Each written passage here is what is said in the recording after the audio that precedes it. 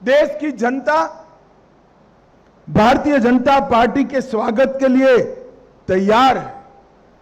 यही बताता है, यही महाराष्ट्र में हम 2014 में चौथे नंबर की पार्टी हुआ करते थे और आज महाराष्ट्र में हम पहले नंबर की पार्टी बनकर हो गए। और ये स्थिति देश भर की, क्योंकि हम जब सत्ता में आए, पूर्ण बहुमत के साथ हमारी सरकार बनी, पंडित दीनदयाल उपाध्याय जी के अंत्योदय के सिद्धांत को हमने जमीन पर उतारा।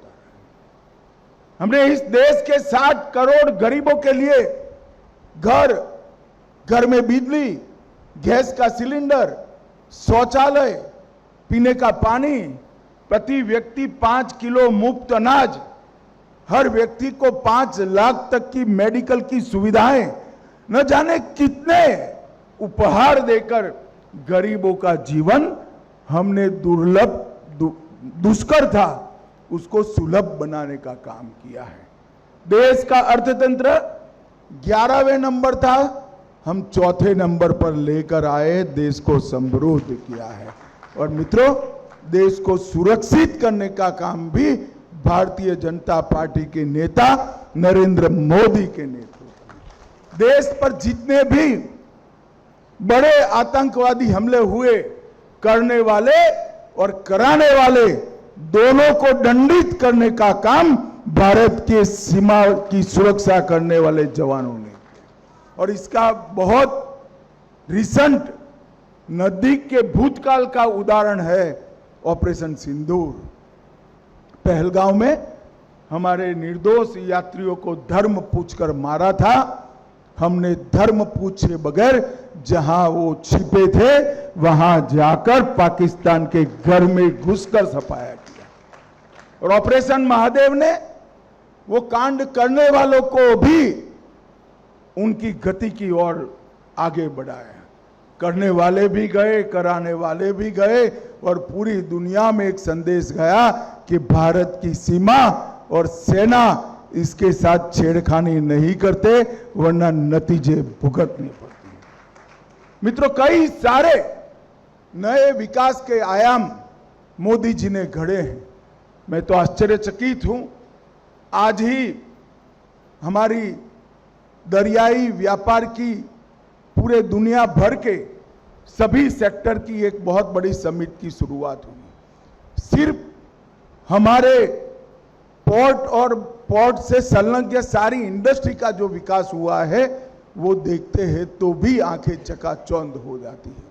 परंतु इसके साथ साथ हम विचारधारा के आधार पर चलने वाले पार्टी, सांस्कृतिक राष्ट्रवाद के आधार पर हम देश को आगे बढ़ाने का प्रण लेकर चले हुए लोग। हमारे कई वादे 1950 से थे। हम 1950 से मानते थे कि अयोध्या में जहां राम भगवान का जन्म हुआ था वहां भव्य राम मंदिर बनना चाहिए। और मित्रों, वो काम भी नरेंद्र मोदी सरकार ने 2019 में पूरा किया। हम मानते थे कि धारा 370 देश की एकता और अखंडता के खिलाफ एक चैलेंज है। आतंकवादियों का वैचारिक पोषण करने के लिए ही धारा 370 हमेशा प्रेरित रहती है। वो धारा 370 को भी खत्म कर दिया। मित्रों, सीए भी लाए, ट्रिपल तलाक भी समाप्त हो गया और कुछ राज्यों ने कॉमन सिविल कोड की शुरुआत भी कर रही है। हमारे सारे वैचारिक मुद्दे मोदी जी के नेतृत्व में इस 11 साल में हमें समाप्त करें। अब आगे हमारे सामने लक्ष्य है कि 2047 में एक आत्मनिर्भर और पूर्ण विकसित भारत की रचना करना। ऐसा भारत जो आजादी की जब शताब्दी मनाई जाए तब पूरे विश्व के अंदर हर क्षेत्र में भारत सर्वप्रथम हो, ऐसा भारत का निर्माण करने के लिए आगे बढ़ना है। हमारे पुरखों ने ये पार्टी यहां पर लाकर हमें सौंपी है। हमारी जिम्मेदारी है कि आने वाली पीढ़ियां भी सिद्धांत के आधार पर राजनीति करने वाली हो। इसकी निर्मित करने की, वो पीढ़ियों की निर्मित करने की जिम्मेदारी हमारी है। और मैं मानता हूं आज जिस कार्यालय का भूमि पूजन हुआ है वो महाराष्ट्र प्रदेश भारतीय जनता पार्टी का नया कार्यालय आने वाली पीढ़ियों तक, आने वाली कई पीढ़ियों तक, देश की आज़ादी की शताब्दी तक ऐसे ही देव दुर्लभ कार्यकर्ताओं का सृजन करती रहेगी। इसका मुझे विश्वास है।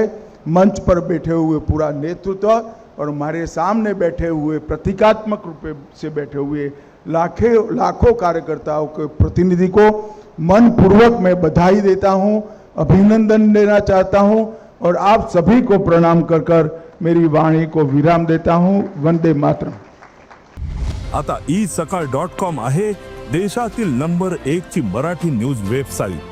प्रत्येक अपडेटसाठी isakal.com ला नक्की भेट द्या।